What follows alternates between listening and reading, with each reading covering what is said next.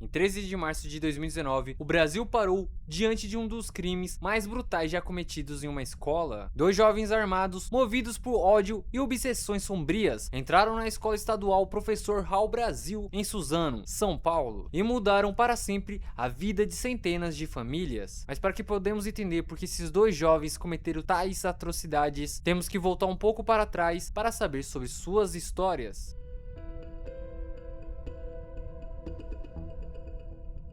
Guilherme Talci Monteiro nasceu no dia 5 de julho de 2001, em São Paulo. Desde cedo, sua vida familiar foi marcada por conflitos e ausências. Ele não cresceu em um ambiente estável, a relação com seus pais era conturbada, e os relatos indicam que sua mãe, chamada de Tatiana, era dependente química, e seu pai, supostamente, os teria abandonado. Por conta disso, Guilherme acabou passando grande parte da sua infância e juventude sob cuidados dos avós, já que sua mãe passava boa parte do seu tempo nas ruas. A família morava no Jardim Imperador, em Suzano, em uma casa humilde. Guilherme ocupava um quarto nos fundos da residência. Ele dividia a casa com mais duas irmãs mais novas, uma de 7 e outra de 9 anos de idade. O avô, em entrevista, chegou a descrever Guilherme como um garoto tranquilo, alguém que parecia comum, mas essa tranquilidade escondia um jovem que crescia com sentimentos de abandono e isolamento. E como todos os jovens nessa situação, Guilherme foi abraçado pela internet e jogos online. E só para deixar claro, isso não justifica suas ações futuras. Muitos jovens compartilham o estilo de vida parecido com o de Guilherme, e muitos deles vivem suas vidas normais e nunca se tornaram criminosos. Na adolescência, a figura central na vida de Guilherme passou a ser justamente o avô. Ele relatou que o neto fazia pequenos bicos e gostava de passar o tempo em lan houses, e que, como muitos garotos da sua idade, jogava longas horas de jogo de tiro. Lembrando que jogos de tiro ou jogos online não influencia ninguém a cometer tais atos repugnantes. Existem milhares de pessoas no mundo que passam boa parte do seu tempo jogando esse tipo de jogo e vivem suas vidas normalmente e nunca se tornaram criminosos. Porém, a morte da avó, com quem Guilherme tinha forte ligação, foi um golpe duro. Pessoas próximas relataram que, após essa perda, ele passou a demonstrar sinais de tristeza e isolamento. Pouco tempo depois, antes do ataque, o próprio avô comentou sobre mudanças comportamentais do jovem. Guilherme foi aluno da própria escola onde o massacre aconteceria anos depois, a Raul Brasil. Segundo sua mãe, ele havia sido vítima de bullying por conta de suas espinhas no rosto e por sua mãe ser dependente química. Essa versão foi reforçada por familiares que afirmaram que o garoto se sentia constantemente humilhado e deslocado. No entanto, as autoridades da Secretaria de Educação declararam que não havia registros oficiais de problemas ou histórico de violência envolvendo seu nome no colégio. Ou seja, de um lado, familiares insistiam no sofrimento psicológico, do outro, documentos oficiais negavam a existência de ocorrências registradas. Um colega de Guilherme na época do colégio informou que ele nunca havia sofrido bullying, mas sim que ele era o praticante do ato. O certo é que Guilherme se tornou cada vez mais um jovem reservado, que preferia o silêncio à socialização. Alguns colegas lembram que ele chegava a andar cabisbaixo e raramente interagia com os professores. Mas havia uma exceção, Luiz Henrique, vizinho e amigo de infância. Luiz Henrique de Castro nasceu no dia 16 de março de 1993. Cresceu em Suzano, no mesmo bairro em que vivia Guilherme. Desde a infância, os dois foram vizinhos e companheiros inseparáveis. Vizinhos relatam que era comum vê-los sentados na calçada conversando ou até então caminhando juntos pela rua. A amizade, que começara como uma simples convivência de bairro, se transformaria anos mais tarde em uma parceria sombria. Enquanto Guilherme vivia sob os cuidados dos avós, Luiz ainda morava com os pais, tinha um irmão mais velho e convivia também com o avô, de idade avançada. Para amigos e conhecidos, a relação com a família parecia normal, marcada por discussões comuns, mas sem sinais claros de violências domésticas ou rompimentos profundos. Ele chegou a trabalhar ao lado do pai, em serviços simples de jardinagem, em Campinas, na região de Guaianazes, na zona leste de São Paulo. Era um jovem adulto que vivia de forma modesta, em uma rotina aparentemente comum. Luiz dizia ao pai que gostaria de seguir direito para a vaga de delegado. Entretanto, não concluiu seus estudos ali. Posteriormente, terminou o ensino médio em regime supletivo. alvo em outra escola da região. Não existia registros oficiais de um histórico problemático. Professores não relataram episódios graves envolvendo seu comportamento. Era visto como um aluno discreto, que passava despercebido e não chamava atenção. Os relatos de quem conviveu com Luiz descreve alguém calmo, reservado, mas também explosivo em certos momentos. Amigos como César Expedito lembram que ele gostava de videogames, futebol e que nunca havia falado sobre armas ou violência em conversas anteriores. Outros vizinhos, entretanto, disseram que ele poderia se irritar facilmente e demonstrava comportamentos mais agressivos do que seu amigo Guilherme. Essa dualidade de um homem calmo, mas também de pavio curto, marca os depoimentos que surgiram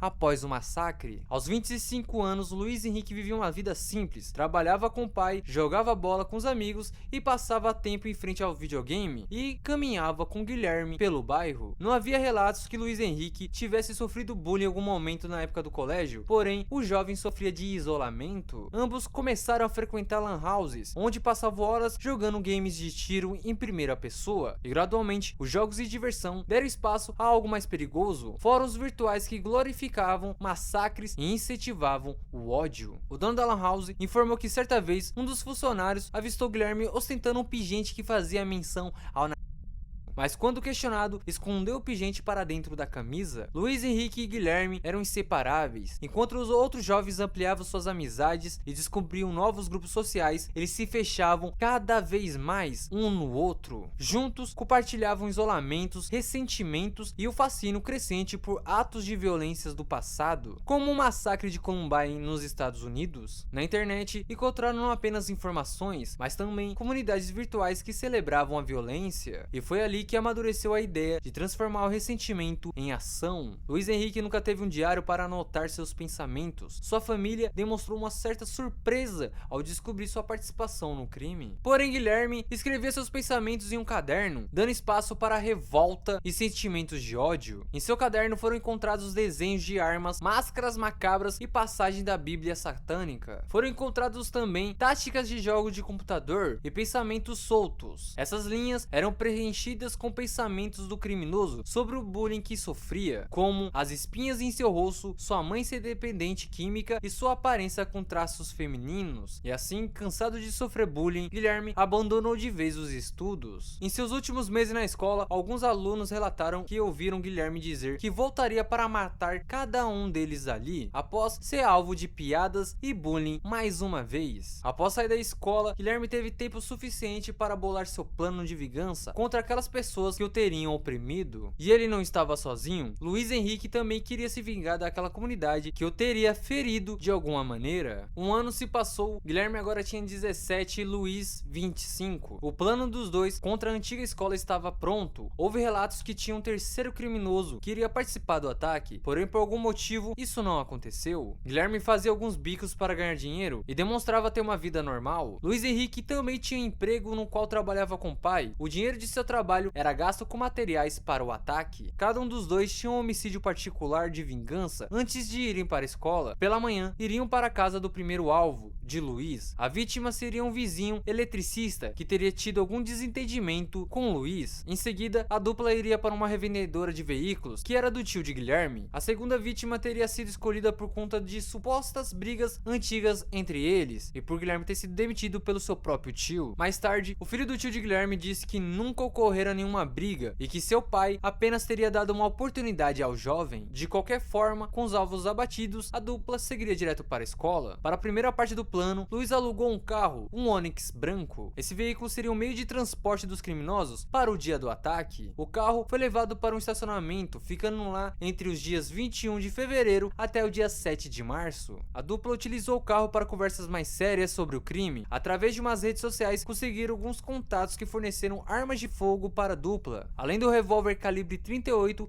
eles conseguiram também um arco, uma besta, facas e uma machadinha. Foram encontradas também garrafas de coquetel molotov e uma bolsa com fios que, segundo as teorias, seria uma bomba caseira que a dupla usaria para explodir o local. Vestido com coturnos, máscaras e luvas táticas, todo esse equipamento ficou guardado dentro do carro que Luiz havia alugado. E já com o equipamento, a dupla trocou a lan house por stand de tiros de airsoft e arco e flecha. Guilherme e Luiz Luiz tinha os equipamentos e já estavam treinados. No dia 13 de março de 2019, quarta-feira, o dia parecia comum em Suzano, na grande São Paulo, mas em poucas horas a cidade vivenciaria um dos episódios mais trágicos de sua história. Guilherme já estava de pé pela manhã. O criminoso tirou algumas fotos, mostrando o que estava próximo a acontecer. Essas mesmas fotos foram postadas em suas redes sociais antes de sair de casa. Luiz acordou cedo e foi trabalhar com o pai. Chegando no local, começou a reclamar que estava passando mal. Seu pai permitiu que Luiz voltasse para casa, mas seu filho tinha outro plano em mente. A dupla seguiu para a casa do vizinho de Luiz para começar o seu plano de vingança. Seu nome foi chamado no portão, mas ninguém atendeu. A vítima estava dormindo e, em declaração, afirmou que foi salvo pela sua própria preguiça. Luiz cansou de esperar e foram de encontro para a vítima de Guilherme. Naquela manhã, por volta das 9 horas, Guilherme se dirigiu até o comércio da região. Ali, tirou a vida de seu próprio tio, Jorge Antônio de Moraes, de 51 anos. Foi baleado na cabeça e no tórax, bem na frente de seus funcionários. O senhor foi caminhado para o hospital, mas infelizmente o homem não aguentou os ferimentos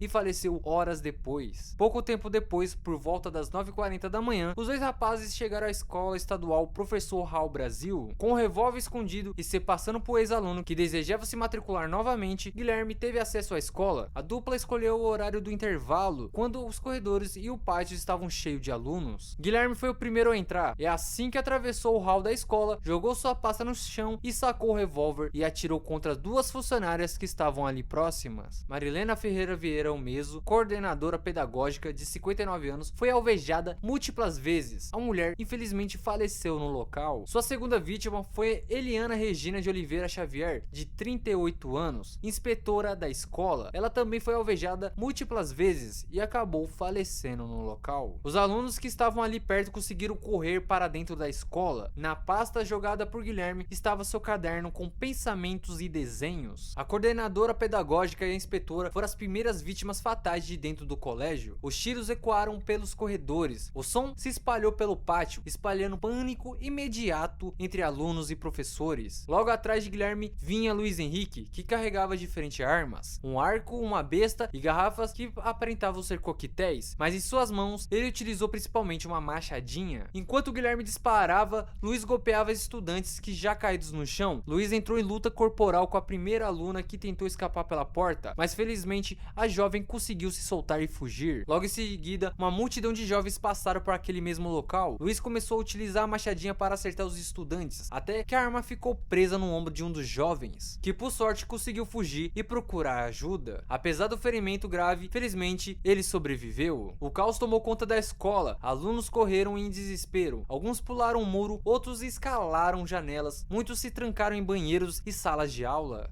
Tá sozinho com ele, ó. Ele atirou no menino lá na sala. Mas o que tem que acontecer por aqui? Isso vai sair por lá. Vocês querem? Não.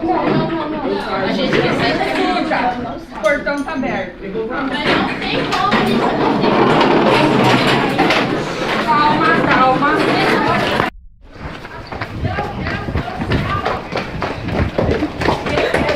Meu Deus!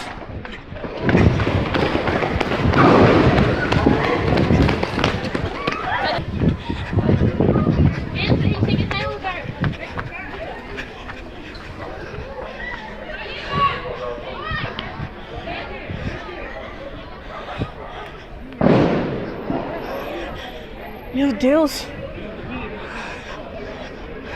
Na cozinha, uma merendeira conseguiu abrigar dezenas de crianças, tentando protegê-las até que a violência acabasse. Os corredores ecoavam gritos, choros e barulhos de disparos. No pátio e nas salas próximas, 5 adolescentes foram assassinados: Caio Oliveira, de 15 anos, Cleiton Antônio Ribeiro, de 17, Douglas Murilo Celestino, de 16, Caio Lucas da Costa Limeira, de 15 anos e Samuel Melquiades Silva, de 16. Alguns alunos feridos conseguiram fugir da escola. Douglas Murilo Celestino, de 16 anos, foi um desses alunos. Porém, o jovem resolveu voltar para salvar a namorada, mas infelizmente no meio do caminho ele acabou encontrando Guilherme, que disparou diversas vezes contra o jovem, que conseguiu fugir mais uma vez. Douglas foi socorrido e levado ao hospital, porém infelizmente o jovem não aguentou os ferimentos e acabou falecendo. Um dos alunos conseguiu contato com o próprio pai, ainda de dentro da escola. O homem chegou no colégio e não esperou a chegada da polícia e entrou direto para dentro do colégio. No pátio, o homem acabou batendo de frente com os criminosos. Felizmente, ele não foi atingido por nenhum tiro e conseguiu fugir. Já do lado de fora, o homem pedia por ajuda. Foi quando ele encontrou um policial que estava de folga, se recuperando de um tiro na perna por disparo de arma de fogo, via disparo acidental. O policial entrou na escola verbalizando com os atiradores, falando que a escola estava cercada, esperando que aquele terror acabasse. Os criminosos estavam tentando entrar em uma das salas de aulas. Se tivesse conseguido, mais de 50 alunos entre adolescentes e crianças teriam um fim trágico, mas graças ao policial que chamou a atenção dos criminosos, esse ato não foi possível. O policial foi alvejado pelos disparos da dupla, mas felizmente não foi acertado. Guilherme e Luiz, pensando que realmente estavam cercados, resolveram ir para mais fundo da escola. A dupla já tinha concluído seu plano de vingança e já estavam entrando na etapa final. Os criminosos se olharam, trocaram suas últimas palavras antes de Guilherme atirar na cabeça de seu comparsa Luiz, que faleceu no mesmo instante. Logo em seguida, usando o mesmo revólver que tirou inúmeras vidas, contando a de seu comparsa, Guilherme tirou a sua própria vida. O massacre de Suzano terminava ali, em meio ao desespero, aos corpos no chão e aos sobreviventes traumatizados. A polícia foi acionada e, guiadas pelo pai que estava com seu filho ao telefone, a escola estava um completo caos. Naquele dia, foram mais de 8 vítimas fatais, somando com os criminosos, foram 10 vidas perdidas e mais de 20 famílias destruídas. Outros alunos e funcionários ficaram feridos, alguns em estado grave, todos marcados para sempre pela violência que presenciaram. O massacre da escola Hall Brasil entrou para a história como uma das maiores tragédias escolares já registradas no Brasil. Após o terrível ataque que abalou Suzano em 13 de março de 2019, a dor e o choque deram lugar a uma nova etapa, a busca por respostas. A investigação do massacre tornou-se uma das mais complexas, já conduzidas pela Polícia Civil de São Paulo. Uma corrida contra o tempo para entender quem eram os autores, como planejaram a ação e se havia mais alguém envolvido. Logo nas primeiras horas, a Polícia Militar isolou a Escola Estadual Hall Brasil. Equipes da Polícia Civil chegaram em seguida e acionaram a perícia técnica. O cenário era de desolação. Corpos de vítimas ainda estavam no pátio, estojos de munição espalhados pelo chão e uma mala com fios soltos levaram a suspeita de uma bomba. O esquadrão antibombas foi chamado imediatamente para neutralizar qualquer risco. Os peritos iniciaram um trabalho minucioso. Cada objeto, cada mancha de sangue, cada cartucho deflagrado foi fotografado, medido e catalogado. As câmeras internas da escola foram cruciais. As imagens mostravam o momento em que Guilherme e Luiz Henrique entraram num prédio, a sequência dos disparos e o terror que se espalhava pelos corredores. Essas gravações ajudaram os investigadores a montar a cronologia exata do ataque e confirmar quem fez cada movimento. Do lado de fora da escola, os investigadores encontraram um carro utilizado pelos assassinos, que estava alugado em nome de Luiz Henrique. O contrato de locação foi recolhido como prova, confirmando a logística do crime. Nas buscas em casas ligadas aos dois jovens, a polícia encontrou cadernos com anotações perturbadoras, desenhos,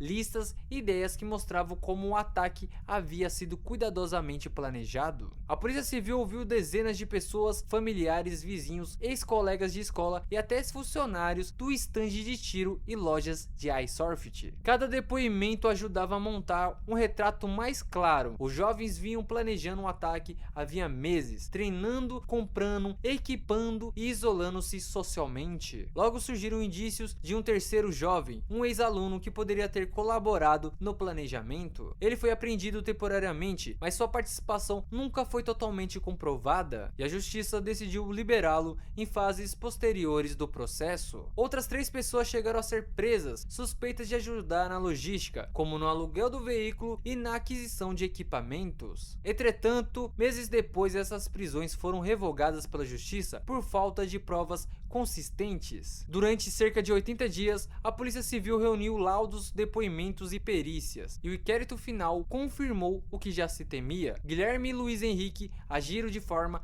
premeditada, inspirados em fóruns virtuais, incentivados por uma cultura de ódio. As provas físicas, digitais e testemunhas comprovaram que o massacre não foi um ato impulsivo, mas resultado de meses de preparação. A dupla de criminosos queria ser lembrada como heróis por terem se vingado do bullying, mas os verdadeiros heróis dessa história foram os professores, pais e policiais que arriscaram suas vidas para salvar outras. Luiz Henrique de Castro morreu aos 25 anos de idade idade por homicídio via disparo de arma de fogo por um tiro na cabeça. Guilherme Talci de Monteiro morreu aos 17 anos de idade, removendo a própria vida via disparo de arma de fogo.